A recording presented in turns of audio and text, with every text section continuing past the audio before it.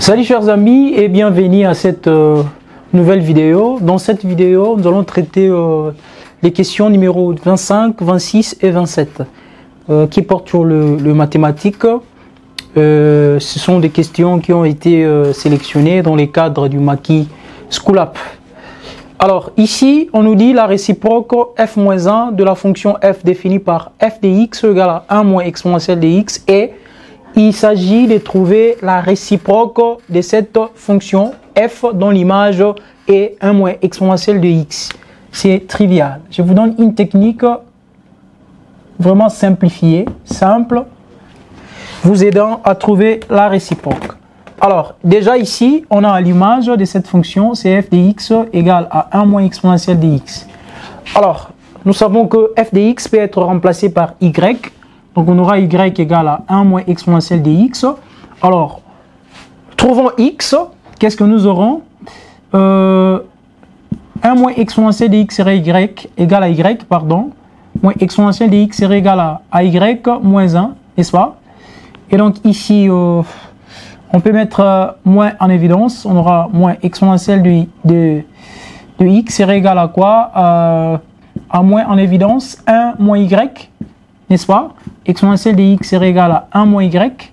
Et on peut trouver ici x. Comment trouver x? Donc on applique le logarithme impérial dans les deux membres. Ln exponentielle de x serait égal à ln de 1 moins y, n'est-ce pas?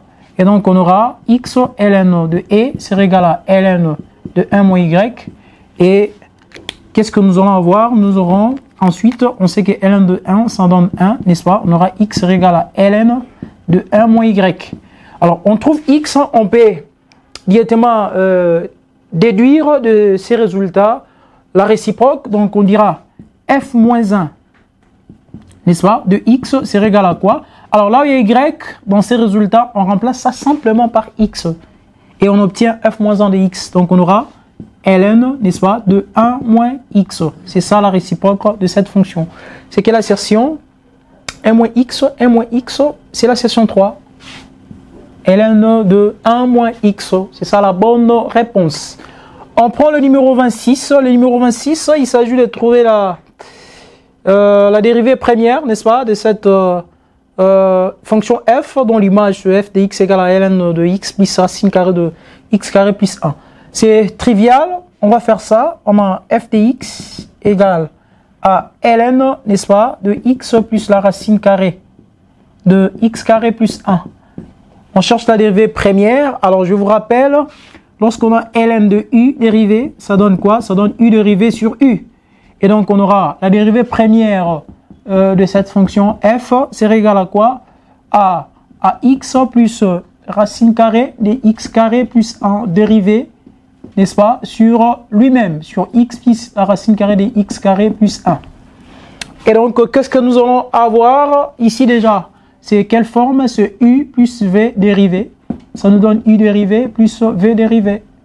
Ça, ce sont des formules que vous devez avoir dans la cervelle.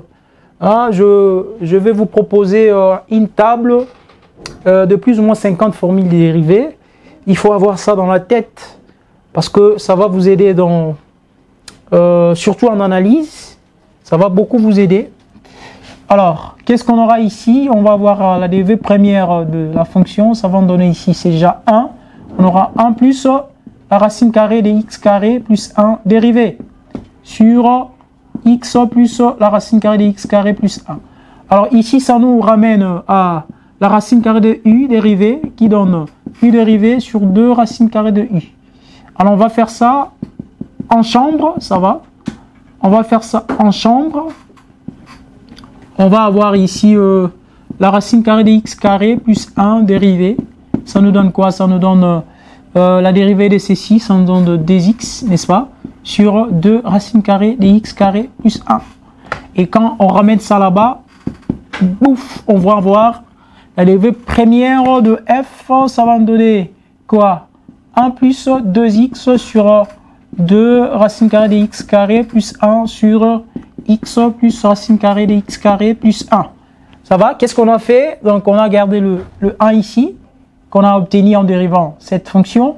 Et puis ça, la dérivée nous donne ça. Alors, il suffit de chercher le dénominateur commun, puisque je vous ai dit toujours de voir comment les assertions sont disposées. Et donc, en cherchant les dénominateurs communs, on va avoir ici 2 racine carrée de x carré plus 1.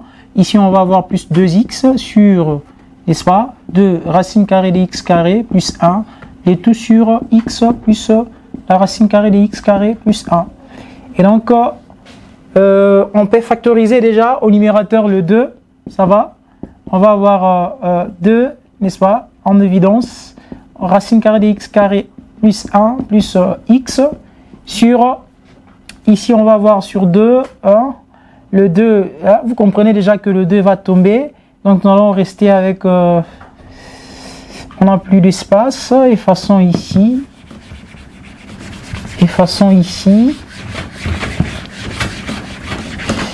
donc on va avoir ici, lorsqu'on factorise, nous aurons 2 facteurs de la racine carrée de x carré plus 1, n'est-ce pas, plus x sur 2 racines carrées de x carré plus 1, n'est-ce pas, et tout sur x racine x plus la racine carrée de x carré plus 1.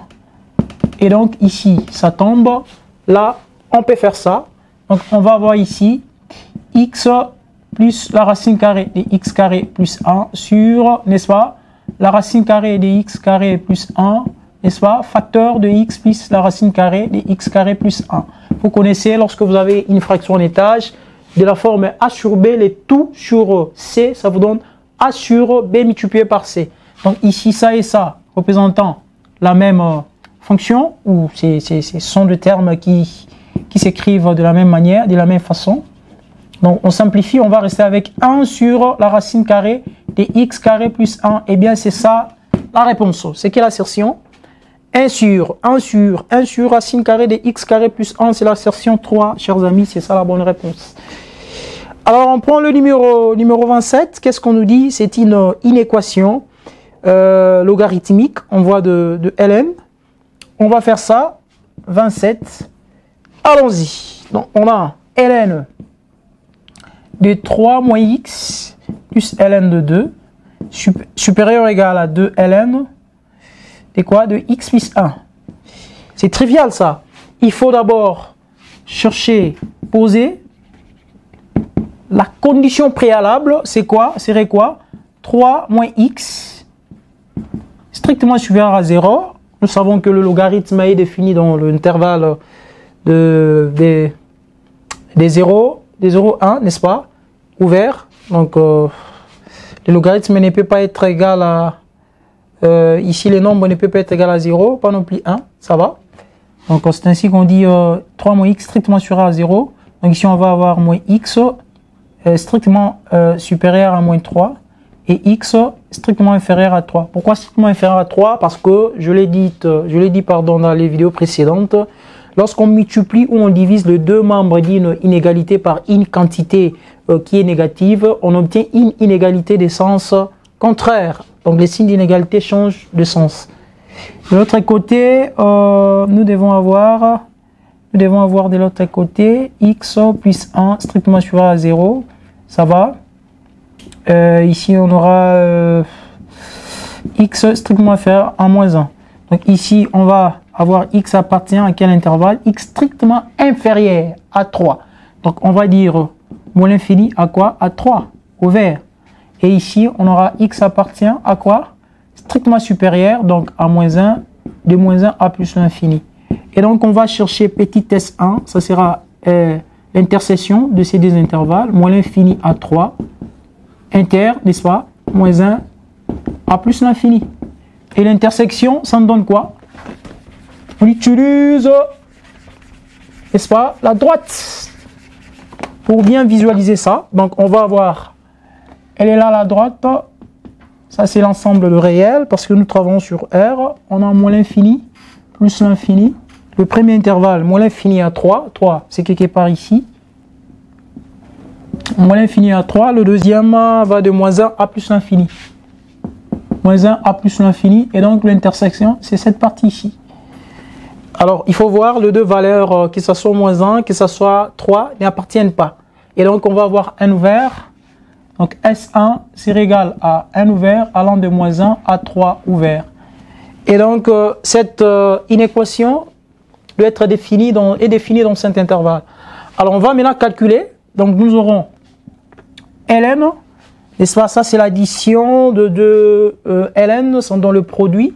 ln de 2 facteur de 3 moins x supérieur ou égal à déjà ici on peut remonter le 2, on aura ln, n'est-ce pas, de x plus 1 exposant 2. Donc le 2 qui était là peut remonter là-bas. Alors ici les ln partent, on va avoir ici 6 moins 2x supérieur ou égal à quoi? À x carré plus 2x plus 1.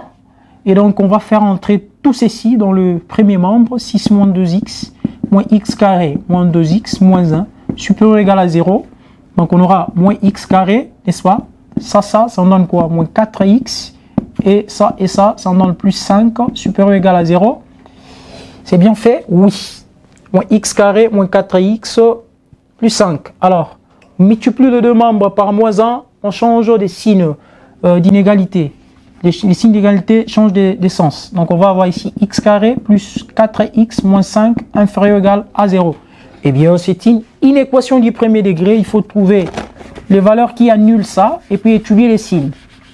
La procédure, elle est familière, elle est ordinaire. Allez, je dis. Donc ici, on va avoir les discriminants. Ça nous donne 16, moins 4, A c'est 1, C c'est moins 5. Donc on aura 16, plus combien? Plus 20, ça nous donne 36. Eh bien, ça marche. La racine carrée de delta, ça donne 6, n'est-ce pas? On trouve x1, x2. Qu'est-ce qu'on aura? Moins b, moins b. Donc on aura moins 4 plus ou moins 6 sur 2a, sur 2. Moins 4 moins 6, ça en donne moins 10 divisé par 2, ça en donne moins 5. Et ici, moins 4 plus 6, ça en donne quoi? Ça en donne 2, divisé par 2, ça donne 1. Et donc on a deux valeurs qui annulent cette inéquation. Et donc nous allons passer par l'étude des signes et puis on détermine l'intervalle. Donc nous aurons ici pan x moins l'infini plus l'infini. On étudie quoi? Cette fonction x carré plus 4x moins 5. Oui, c'est ça. Cette fonction s'annule au point x égale à moins 5 et 1. Lorsqu'on remplace, on a 0, 0. C'est une équation du second degré. Signe de A, signe contraire de A, signe de A. A est égal à le signe plus. Ici, on aura plus, moins, plus. Alors, on nous dit quoi? On nous dit cette expression doit être comment?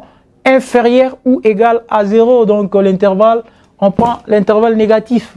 Eh bien, les valeurs qui annulent la fonction, on doit aussi prendre ces valeurs parce que c'est inférieur ou égal. Donc, on va avoir ici comme solution, ça va? Nous allons voir comme solution, nous aurons, comment on va appeler ça? Et, par exemple, c'est égal à quoi? À 1 fermé allant de moins 5 à quoi? À 1 fermé. Ça va? On peut appeler ça S2. S2, c'est égal à ça. Alors, la solution pour cette inéquation, c'est égal à quoi? À S1 inter S2. Il faut chercher juste l'intersection. On a la droite, ça c'est R, moins l'infini, plus l'infini, et soit S1, on a trouvé moins 1 à 3, moins 1. Moins 1 à 3, 3 c'est qui est par là, pam. S2, on a trouvé quoi? On a trouvé moins 5 à 1. Moins 5 à 1. Pour arriver à 3, on passe par... Eh bien, où se trouve l'intervalle, l'intersection? C'est ici. C'est ici l'intersection. Alors, moins 1 appartient de l'autre côté? Non, appartient, non. 1 appartient de l'autre côté? Oui. 1 appartient ici? Oui. Donc, on va avoir ici 1 ouvert allant de moins 1 à 1 fermé. À 1 fermé. C'est quelle assertion? Eh bien, c'est ça la bonne réponse. Moins 1 à 1 fermé. Bon. Voilà, chers amis, on s'arrête par là pour cette vidéo. On se voit à la vidéo prochaine pour faire le numéro 28, 29 et 30. Je vous dis hasta la vista et à très bientôt.